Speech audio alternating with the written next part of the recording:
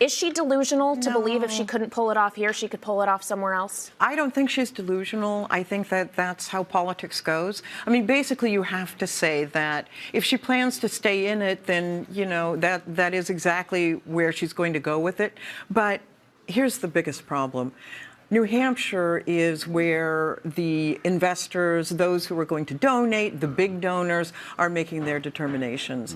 And they see now that maybe the writing's on the wall, and it's the donors that are going to start falling off. And that's exactly what happened with Ron DeSantis. I mean, he ultimately had to get out of the race because he was losing the donors. And that, unfortunately, is the first step. And that's what happens after you come in a second or third or further down in New Hampshire. Well, that's interesting. You sound like this might be over then, and that's important because you hosted all of the candidates in your home. We spoke with your husband, Scott Brown, about this last night. You actually knew at one point that there was a field. Everyone parachuted into New Hampshire when it was basically down to 2. What is it about New Hampshire then and Donald Trump that has galvanized his support on such a level for you to call the game so early tonight? Well, yeah, people are just very, very nostalgic, and they are very eager for yesteryear. You know, when the inflation wasn't so high, when the interest rate wasn't so high, when they weren't going to the grocery store and spending, you know, so much more money on eggs and butter and cheese and bread. And people just weren't spending the kind of money that they are now. And we didn't have the conflicts we had around the world. Now, one of the big issues here in New Hampshire is, of course, the border. And people are very upset about what's happening there with millions of people coming over the border. You don't have to look far to find somebody or know somebody who died from a fentanyl overdose here. And those drugs are coming up through the country, up here to New Hampshire, and people want the border closed. And they believe Donald Trump that he can close the border. And that's a major factor for a lot of Granite Staters.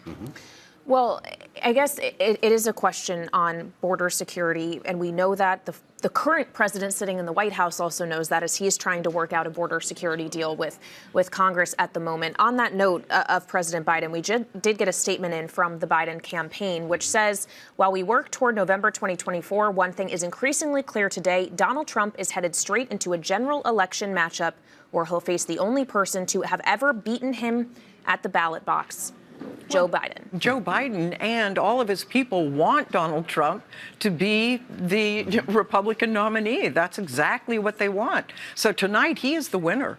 Joe Biden is the winner because... So you think Biden still could beat Trump despite what we're seeing in polling in swing states and elsewhere? Do I think he could? Absolutely.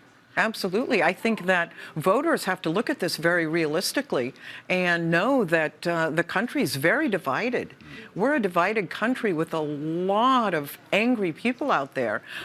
Which way it turns, I mean, obviously, I wish I had a crystal ball, and I don't, but I think that it's going to be a very competitive race.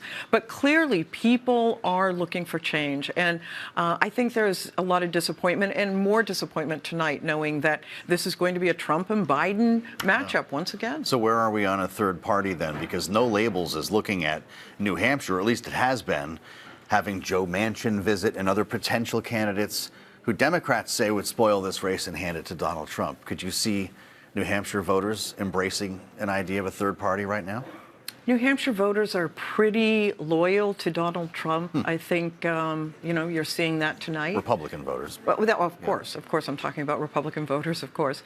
It's so So they don't split hard. for a third party. No, they don't. They don't. It would be shocking to me if that ever happened.